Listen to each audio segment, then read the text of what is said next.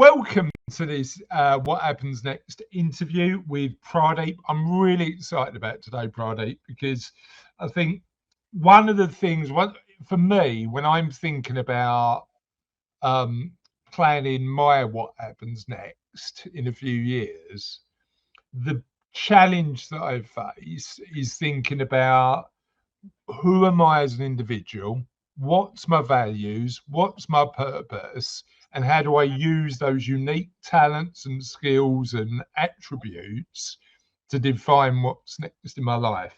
And often I think sometimes when we speak to people about what happens next, the starting point they use is what am I going to do, as opposed to who I am.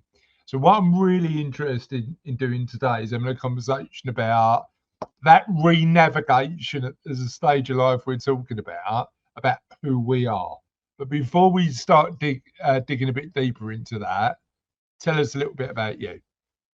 Absolutely, Chris. Thank you very much for having me on your show. It's a pleasure to be seeing you here again. As you know, my background, we've come a long way. I started my early career in project management, a lot more people oriented. So I had to coordinate a lot of activities and knowledge and things, including financial side of it, which led to my next phase in my life, which was into financial accounting and management. So I built up my career, not just an ordinary accountant, but a lot more with a wider perspective. I was more interested in how the business works and the decision makers, how they made the decisions, and what the impact was on the bottom line figure. So it gives me a dynamic of human psychology and understanding of people. So more of a people person, really. Yeah. And then eventually, like we all have a phase in our lives, a turning point in my career. I went into management consulting because basically that's what I was doing in the corporate world. I was going into different parts of the company and doing troubleshooting. So I went into the big wide world and had an absolute fantastic time, 7 or 8 years, globetrotting different countries, different cultures, different work type, different sectors and projects. So it all really opened up my mindset and also gave me huge experience and knowledge about people dynamics. Wherever you are on the globe, we have similar issues. Cultural differences doesn't make any difference. Language, geographically where you are, we're all human beings with the same level of aspirations and needs and wants. And then eventually I came to a crossroad in my life, as most of us do. Some of them may pass the crossroad and go to the other side, not realizing where they're going. But that crossroad gave me an opportunity to think about where I've just come from and what I've accumulated, like you said, the knowledge and the skills and experience that I've accumulated. And it was a wonderful place to be. And it gave me an opportunity to think about what next can I do in my life. And So that's when was when that for you? When was that crossroads for you? this what I'd say when I turned 60. Yeah. So that's where the changing point in my life was, and a huge changes as well, because I came off the corporate ladder, and then I decided that having an introspection and thinking about my life journey gave me a lot of resources about who I am and what I've accumulated in my life, and that gave me an opportunity to decide what next to do in my life. And the reoccurring theme was people and the issues that we have. And a lot of it came from people, more mature people. Maybe it's a cultural thing, or it's just I was exposed to it from a very young age to mature people. And I got to learn about the apprehensions about not next phase in their lives, the issues that face. Some of them, mind you, did extremely well. They knew exactly what they wanted to do, and they lived a very fulfilling life well into sort of later age in their life. On the opposite end of the scale, there were people who hadn't actually thought about it. Mm. Basically, because we as human beings, we have a mentality of being in the 20s, our 20s, and we think we are full of energy, there's a lot of time ahead of us.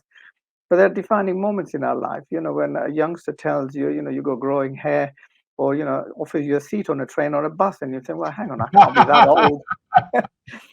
Well, I suppose part of the challenge with that, and I speak to my dad about this quite a lot, because so I'm 46, my dad's 74 now, 75. I was just turned 75. I was coming up 75 now. And he says to me that in his head, despite sometimes his body telling him differently and knowing intellectually that he's older, in his head, he still feels like he's in his early 20s. You mentioned that you reached this moment in your life at 60 and you're thinking about what happens next. How long did it take you to get to a point where you've really worked out what was next for you? Actually, it wasn't until about mid 60s.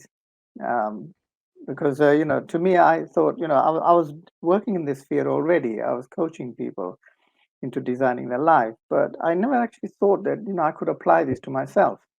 Yeah. Not until I had a reminder from DWP saying my pension is due. The letter comes and it's like, And oh that's yeah, a it's come. coming up, isn't it? And I Yeah. thought, oh my God, I'm at that stage now. And earlier that, when I was at 60, I just went for a basic prescription. So the doctor says, nowadays it's all electronic. They don't write handwritten prescription. He says, go to your nearest pharmacy and pick up your prescriptions. No paperwork. And he says, by the time you get there, it'll be ready. So I went there merrily thinking, I have to pay a prescription charge. So I was just about to take my wallet out, and this nice young lady said, "Oh, Mr. Mistry, you don't need to pay anymore. You reached a golden age." And I thought, "Good Lord!" God. You know what? I mean, I tell you what I've been writing and thinking about a lot, and it's something you mentioned a little bit earlier, is how sometimes those tracks we run on in our lives and in our careers mean that choice isn't taken away from us, but it does make our life easier. And there's a really amazing book that I love called The Paradox of Choice. And it talks about the fact that choice is great, but actually too much choice paralyzes us. Because if we've got the option to do anything we want, if we've got a particular career path or a particular profession where others have stepped before us, there's a route through the jungle then, isn't there? We know where we're going. But then we enter this world where we can do anything with our lives, and we've got the time and potentially the money to do it. And the ability to do anything might mean that we struggle to do the ability to do everything might mean we struggle to do anything because it's too much choice. So how do we then get to a point where you got there at 60 and it took to 65 to go, right, okay, here's where I am. How do we make sure choice doesn't become too overwhelming? You're quite right. I come across this so many a time. It's a common trait that we all go through because, like you said, we've had limiting choices from when we were growing older, and you get a sense of direction. People guide you through it. You have mentors, you have parents, you have teachers and trainers. So decision making makes it easier. But when you reach your age, you think, well, where do I start? And it can be very overwhelming because there's a mixture of excitement and anxiety as well. That what if you make a wrong decision, or what if you choose the wrong thing, or have you got enough resources, or have you got enough talent, and have you got the health to carry you forward? So all these things can be overwhelming, but to manage that is actually take some time and space out from the hustle and bustle of the life that you've led. It's Yeah. what I call the hamster wheel. It's not easy to step off that because you think, oh, I'm doing okay. I'll carry on as it is. But sometimes, at least slow the wheel down a little bit so you get a chance and space to think. Now, trying to do it on your own can be very difficult unless you're super smart and you know yourself inside out. And there's very few of those who can actually determine what they want to do and pick from the resources they have. But for majority of us, they need a bouncing board, somebody to reflect their ideas, thoughts, concerns, worries, and all sorts of things. Even simply being overwhelmed, to chunk it down into manageable areas. So you focus on one thing, which leads to the next one and to the next one. You don't have to take everything in stride all in one go. You can have a wider perspective and say, look, these are type of areas we should be considering. And then we can drill down onto those areas and see what's there, and then decide from it. Because by the time you reach about 55 to 60, you've got a wealth of experience and knowledge. Yeah. And it's first and foremost is recognizing you have something. Second thing is owning it, because often we Yeah. are so humble, we think, oh shucks, it was nothing, I can do that, it's natural for me. But recognizing for what it is valuable to you, it's unique to you. And then deciding what you want to do with it. How do you want to apply that resources for your own purpose primarily? And when you decide from that, it has a knock-on effect with your families and professions and so So on. two really useful tips there. I want to just make sure that our audience get clear on. Number one, and I'd communicate like this: how do you eat an elephant?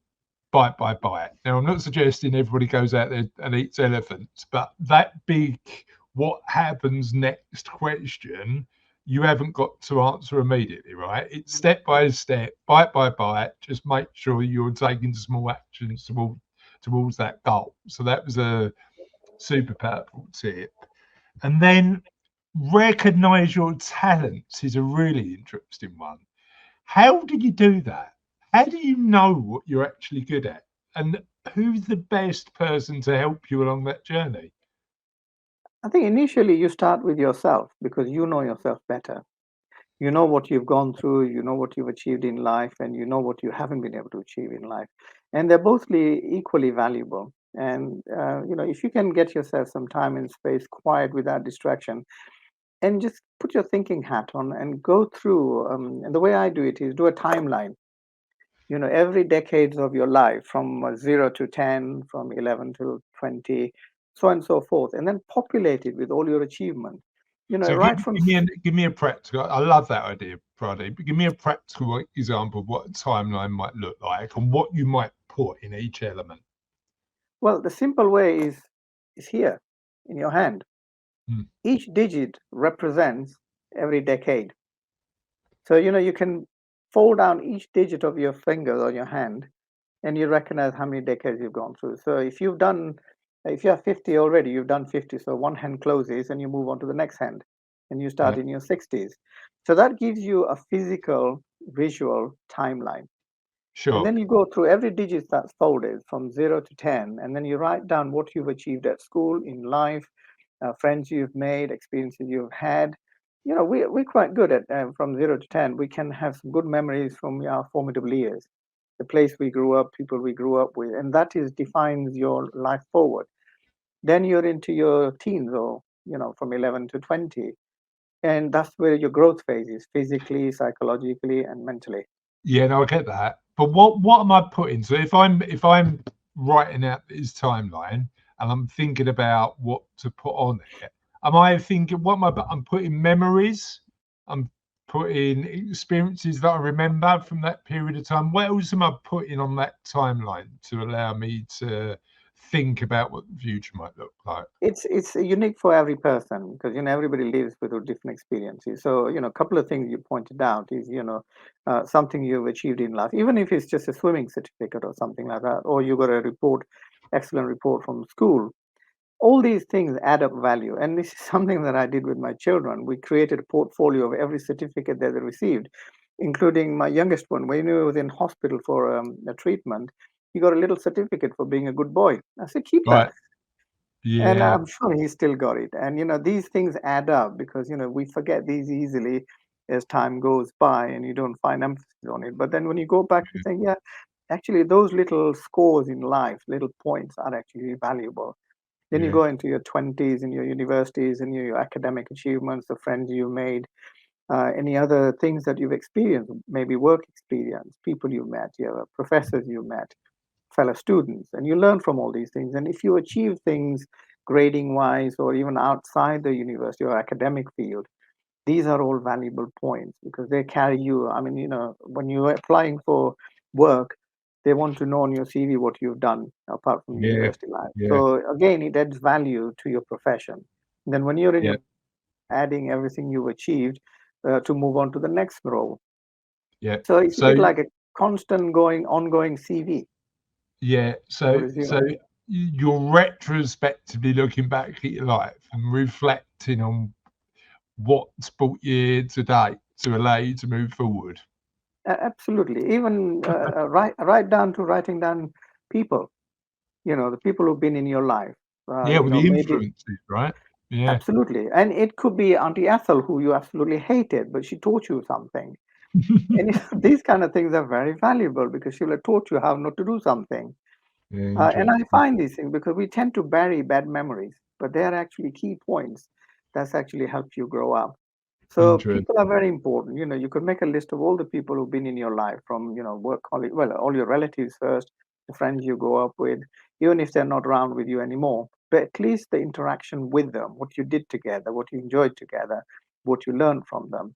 These are all life experiences. So it's building up a picture of who you are becoming at the age of about 60.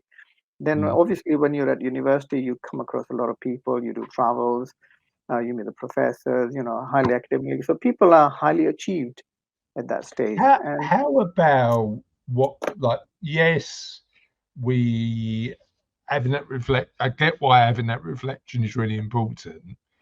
How about getting to a point where we're thinking about what happens next? And at the back of our heads, we've still got an evolution to who we want to become. How do we then define that?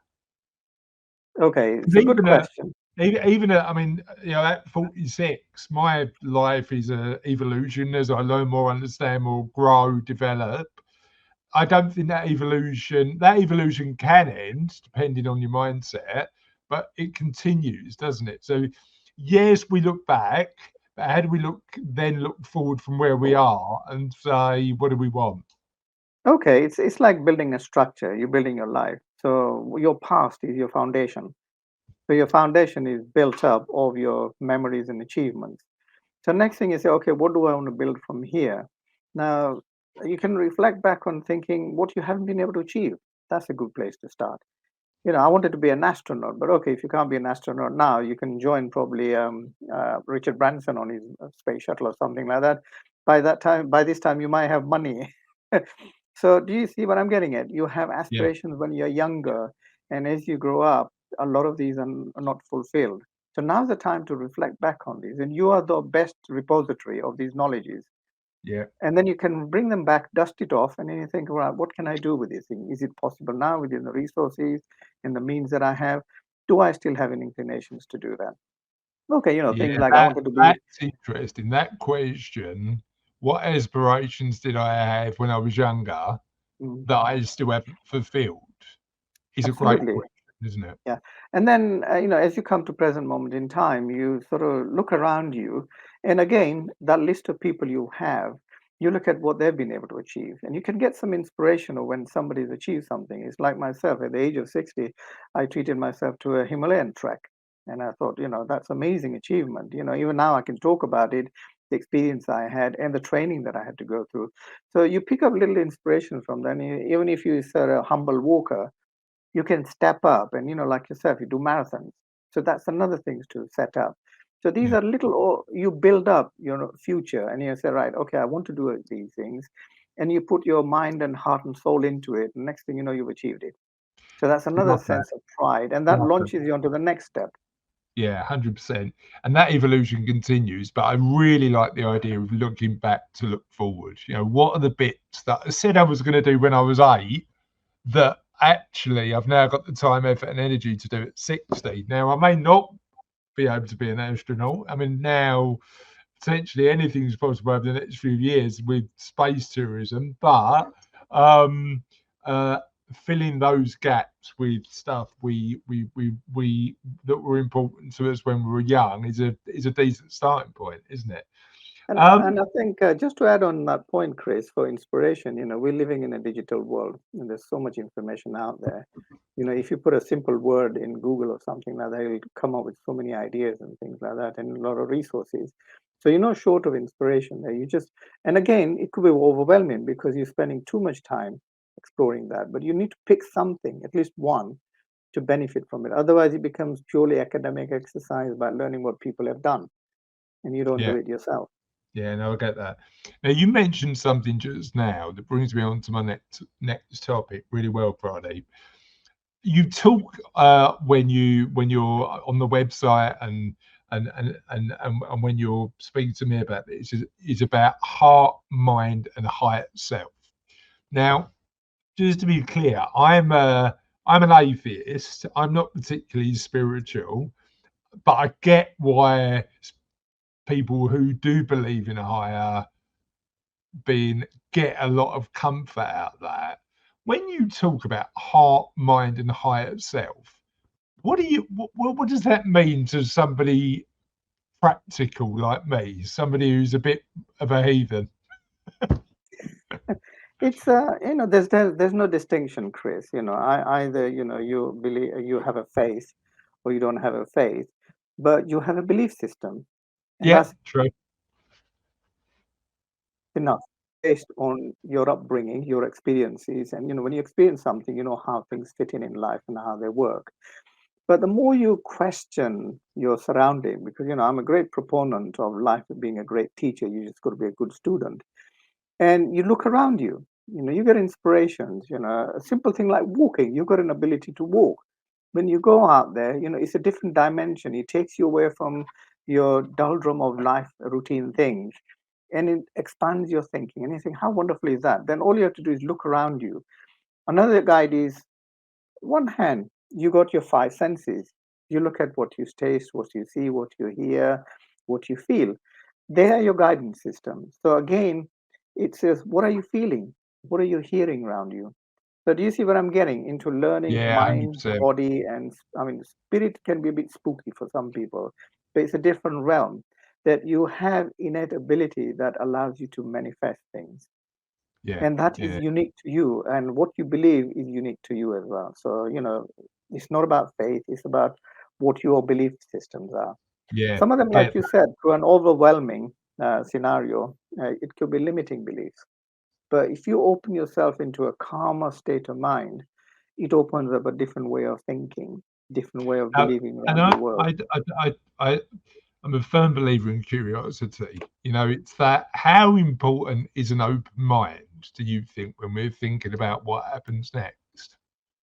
I think very much so. It's a gradual process because we can become stagnant in the way we think. Because your situation, circumstances, and people dictates how you behave. But when you come to this stage, you are literally, physically, and mentally have to take yourself away from that space, so Mm. you don't revert back to it. And it takes a long time because we are creatures of habit. It takes something like 60 to 90 days to break an old habit. The older you get, the more difficult it gets. But again, when you're exploring this realm of thinking about soul, and who you are, you beginning to recognize who you are. Yeah, I'm a special person. I have my own abilities. I have my own skills I've developed. I have my own aspirations. And again, you talked about purpose. What is your purpose? Now, your purpose could have been dictated from an early age that, you're going to go and study, you can become professional, you get married, you have children. These are all societal parameters that you try and achieve. Then you get to a stage where you've done all these things, and you think, well, what now? You could have been a provider for the family, to put the dinner on the table and provide a roof over your head. You fulfill that. Your family is grown up. Now you've got your own time. So that's when you have a loss of purpose. So then you have to explore what are the unfulfilled desires and wishes that you had, and also explore what else can you do moving forward, something you've always been interested in, or you haven't had a chance to explore something. So the key word you use, Chris, is curiosity. mm, Curiosity can open up different worlds for you and avenues, and you have no shortage of inspiration. You've got the digital world out there, you've got people to talk to who are doing things. yeah, Even when you go on a holiday, you get a chance to talk to people you'll never see again. So you get yeah, an inspiration of what they've been able to do in their lives. And yeah. it gives you an idea, actually, I could do something like that. If I don't know what it's like, I'll have a go. I think other people's stories are infinitely interesting because it's that element of turning around and going, well, that perspective then informs the way that you, and you use a really interesting word. It's that art of the possible. It's like, actually, if you've had this story you've been telling yourself and you meet somebody and go, well, they're not that different to me, and their realm of what's been possible in their life has expanded. You turn around and go, well, actually, what I want to do is probably possible as well. It's that being curious by expanding the possibilities. It's also Now, breaking. Sorry, Chris, breaking through that limiting belief, because you've grown up yeah, with a certain mindset.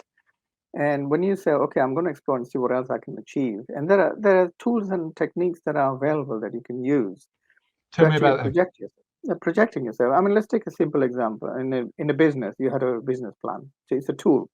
It's not something you beat yourself up with if you don't hit the target. You just sort of twig it and say, okay, I'll meet up the next target. If you exceed, you think, oh, well, this has really worked well. Now, same type of tool can work in your life. You have aspirations. Simple thing, you talk about faith. When you hurt ourselves or you're in a dire strait, what do? You ask. Maybe you ask yourself or you ask somebody else. Or if you're a person of faith, you pray. And in that process, what are you doing? You're asking. So the art of asking, we forget as we grow up. When you're under 10, you have a habit of asking. And guess what? It's usually given to you, within reason. Yeah, But as you grow older, you forget this three-letter word called ask. And that's when it's very important to ask. It doesn't matter who you ask, where you ask, what you ask. Just learn to ask. And you'll be surprised the resources you need will fall into place. People, places, situations will come around you. And when you see the magic of that, you realize that, yes, my next step is to achieve things with ease. I love that. The magic of asking. Tell me a bit about the last time you asked for something and the positive impact it had on your life. Very recently. It happened, oh yeah, last week. I was going into the city and I just got on the train. It was about 11:30. And I closed my eyes and I said, I'd like to hear this news before 12 o'clock. You wouldn't believe it. By the time I opened my eyes up, my phone rang and it gave me the news I wanted. And I Okay. thought, how magical is that? And that really made my day, because I basically closed my eyes and asked. Not anybody specific, I just asked. And that was in my mindset. So Interesting. that's a very recent, but I've got umpteen number of these examples throughout my life of asking. And when we ask, we think, oh, we have to ask somebody. It doesn't have to be. A prayer is asking. There is an obscure environment that you ask in. Yeah. And often the case is resources coming. It's basically what I call a human energy. When you want energy, you plug yourself into something. And this is exactly similar thing.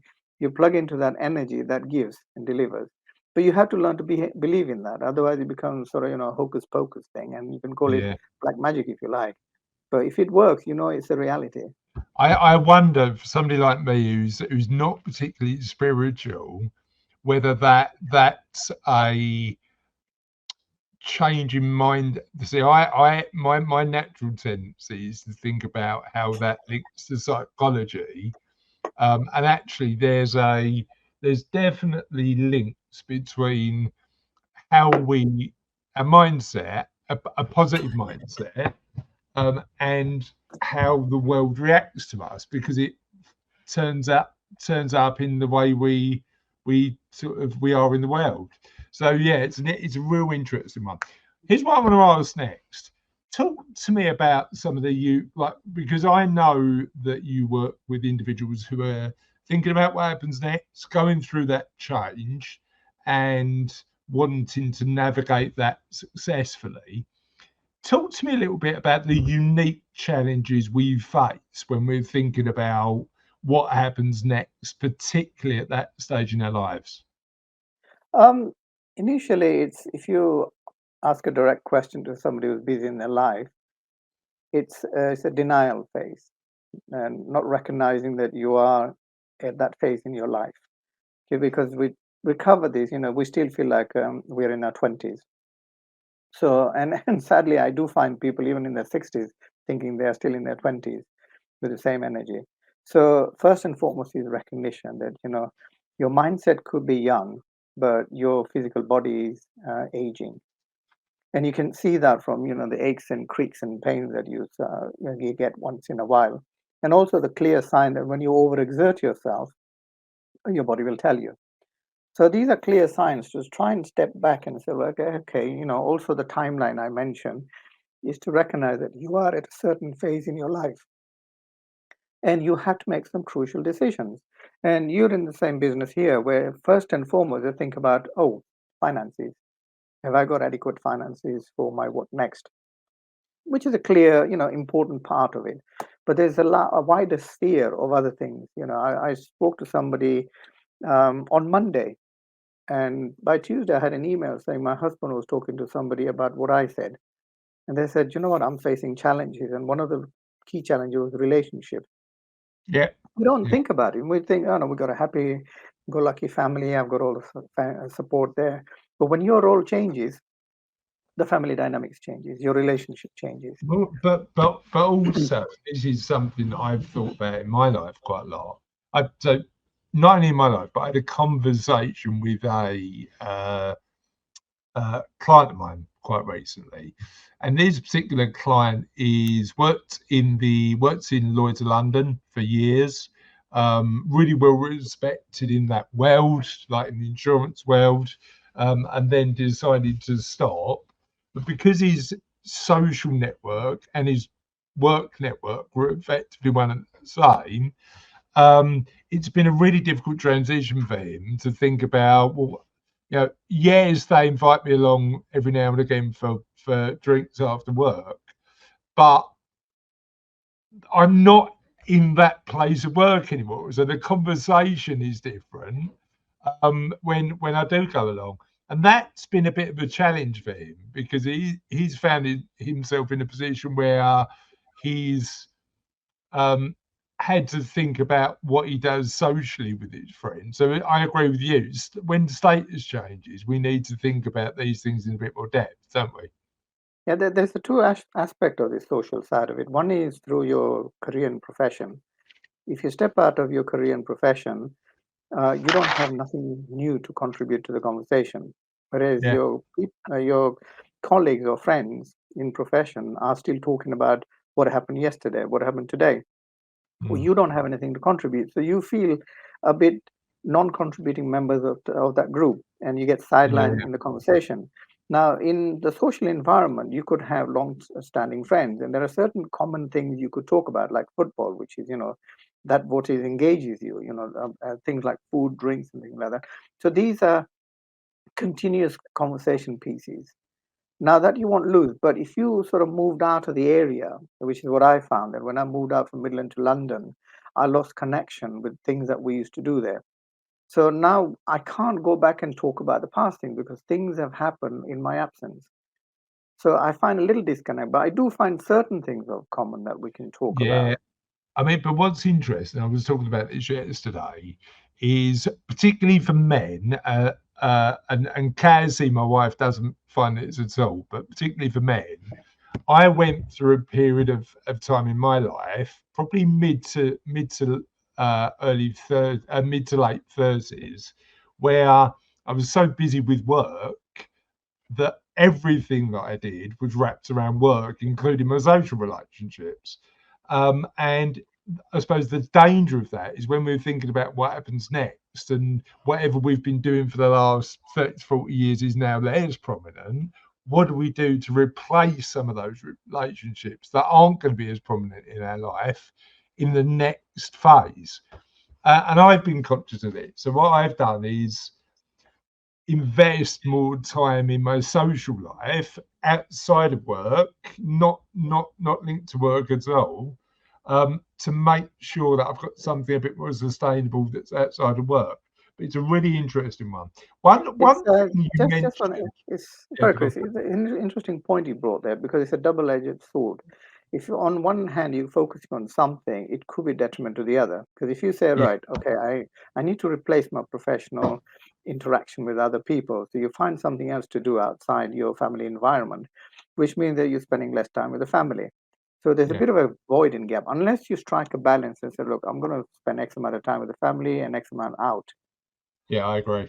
Yeah, I think balance is a really interesting concept because I think there's no such thing as a perfect balance, right? It's No. always imperfect with an aspiration to try and get it better. But it's an interesting one. Tell me, it's a really interesting point you made earlier on about introspection, being able to sit with yourself and work out what you want. Um, if you're not a natural at introspection, it doesn't come naturally to you. How do you get better at it, improve it, or use another technique to help you understand what you really want? That I can reflect on my personal experience because I was more of an extrovert rather than Yeah, an introvert. So for me, a simple analogy, you wake up in the morning, you're in the bathroom, you're looking at this face in the mirror. How much time do you spend looking at that face? You can, to me, I could not get away fast enough from that face. And that was, an inhibition to address that person looking at me in the mirror.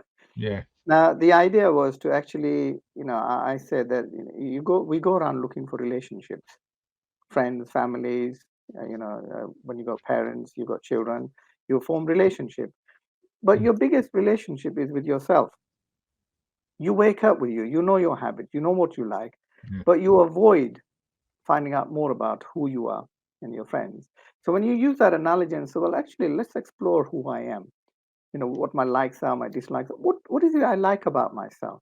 Maybe yeah, my looks, I'm a handsome chap, or maybe I talk nicely, or anything positive to say, yeah, that's me. So yeah. that breaks you out of your introspection and say, right, okay, I recognize this thing. I mean, I know a lot of introverts who would sort of spend time on their own, but if you're an extrovert, it's very difficult to get into an introspection phase. I do think there's a difference there, and I think like I know people who are really comfortable in their own company, Yeah. um, and are probably better at introspection than somebody who's a bit more gregarious and out there quite a lot. Now we've talked about curiosity and the importance of curiosity um, as a characteristic when we're thinking about what happens next to guide our future lives. What are the other important characteristics you think people should consider when thinking about what's next? I think going back to your question about what's next is, we run short of ideas because it's an overwhelm. The analogy I can use is, a rabbit in a headlight. You don't know which way to turn, which way to run.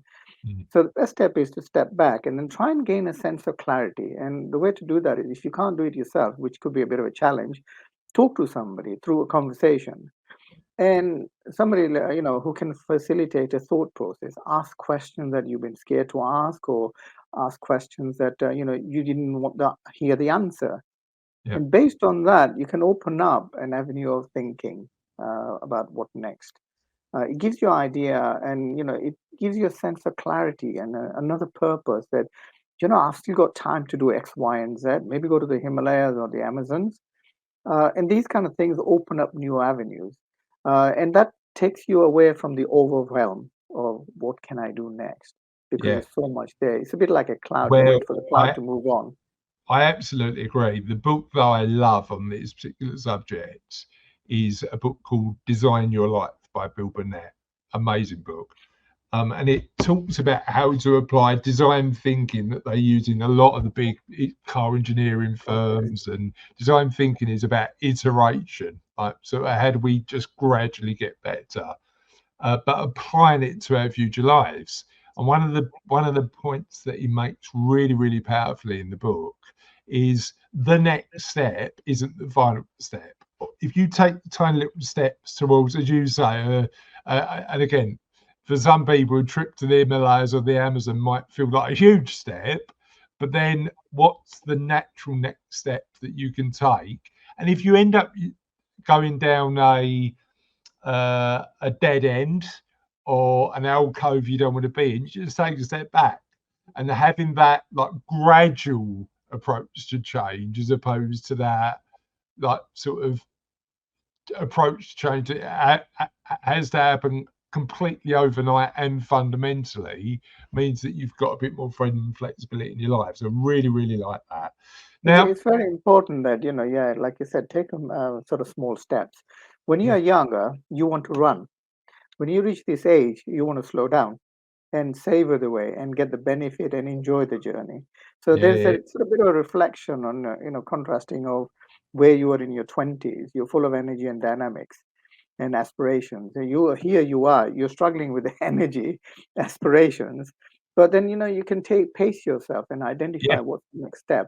And when you take the yeah. next step, the world changes. Then you take the next step because it's a different one to what you would have thought about from when you were on a zero step. Yeah, exactly. The last step informs your current step, doesn't it? That's the reality of it, Absolutely. potentially. Correct. Talk to me about, because one of the things that we're talking about a lot on What Happens Next is purpose and values. So if we're at a point where we've been really busy, we've sort of built the career, we've had the life, but we're thinking that whatever we're doing now isn't working for us immediately, and we're wondering what at the next step is, and we're thinking about what I actually like, what's important to me as a human, and what my purpose is on the planet. How do we get to a point where we are closer to identifying that? It's always a work in progress because you're working on it. But Mm. the first port of call and start is, the conversation you just mentioned. Where do I go from here now? What is my purpose? Because you fulfilled all the societal and institutional purpose that was given to you in life. Now you have the opportunity to redefine that. And to do that is you find what's of value to you because there are certain intrinsic values you accumulated. Now you question that, is it applicable now? So Yeah, then you flip your belief system into something else and say, okay, I've got the freedom to make the next step into decision. What do I want to do? yeah, And it's what I call, psychologists will call it subconscious programming. So you think it through and say, actually, I'd like to try this. And you'll find that, you'll find people who will guide you. And you think, you have the support that you need. So it becomes a magical journey, what I call.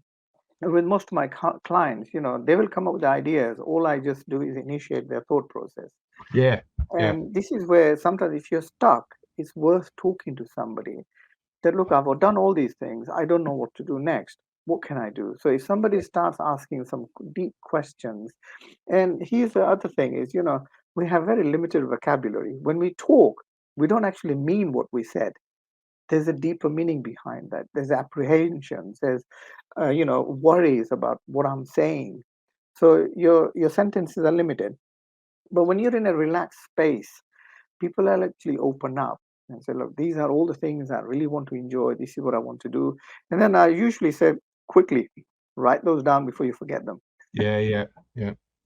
But that, I mean, it's interesting. And I've seen really good coaches in action, and they've not got any of the answers. The answers are always in it, right? Absolutely. But what they're really good at is asking great questions, and that's where the skill of really good coaching comes from, and that's why sort of coaches are certainly valuable. um Talk to me a little bit about where you see people getting what happens next wrong. So I'm not saying that you can make like any fatal mistakes with getting what happens next wrong. But what I am saying is often people go on that path that they've been on for years, too long, up to a point where they're going, well, I'm not happy doing this anymore. So what, in your experience, why don't people make change earlier? It's I think we all go through life's journey, and there are times when we have reminders along the way. Some people don't have those reminders. They're what I call on a fast lane of motorway. They're missing out all the clear signs to slow down, and Yeah, you it's miss out interesting, on isn't your it? turnings, and then suddenly you realize, oh crumbs, I have to turn back again, another 10 miles or something like that. It's like that in life as well. You know Often. what's interesting? I had a conversation just before this one with a lady, professional lady I've known for years, lawyer, really successful, who had her her dad passed away quite recently, and we were talking about that, and that was her big perspective changer. That that sign of mortality from her own dad made her realise, well, actually, I probably the stuff that I want to do, I'm probably not doing because I'm still on that path. And I think you're right. It is easy to ignore those signs, right? Those signs It, where we need to rethink. yeah, it seems to be common in, where you have a family network and, we think we are immortal and, you just plod along until something gives way. Somebody's not there anymore. And it's a reminder, clear reminder that, we are not here for, we are here for a Forever. limited time period. Yeah. And then you sort of realize, and it's what I call defining moments in your life. It's a kick up your backside to realize something when you're moving forward. And they're key because we all go through these things. I've been to funerals before, and in the beginning I thought, oh, it's nothing, it's just somebody's gone by. Then you suddenly realize that I knew that person, well, that person was, but I can't interact anymore. So there's a sense of loss, and Yeah. that loss can be something personal that I don't want to feel that loss again. So you try and fully fulfill or fill your life with something purposeful.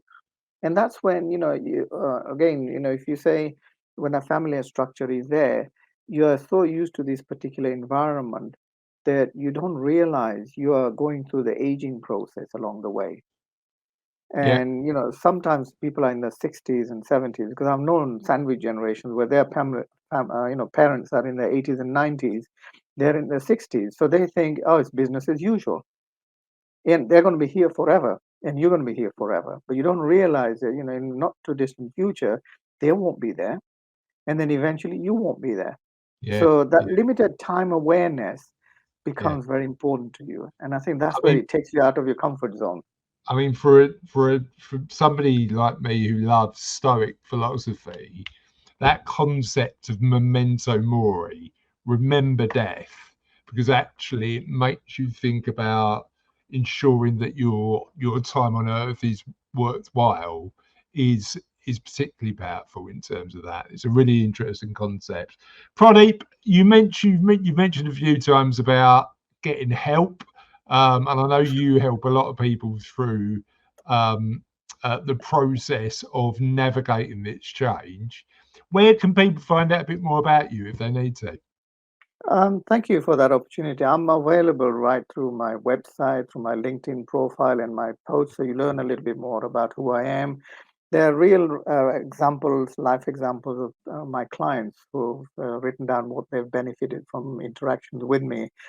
There's articles that I've published or posted on LinkedIn and some on my website, which tells you certain different aspects of your life.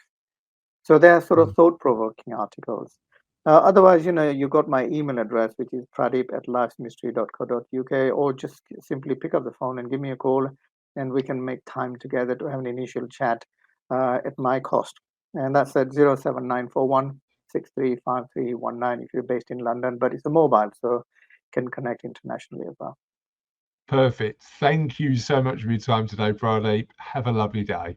You too, Chris. Thank you for the opportunity, and we'll see you soon. You're welcome.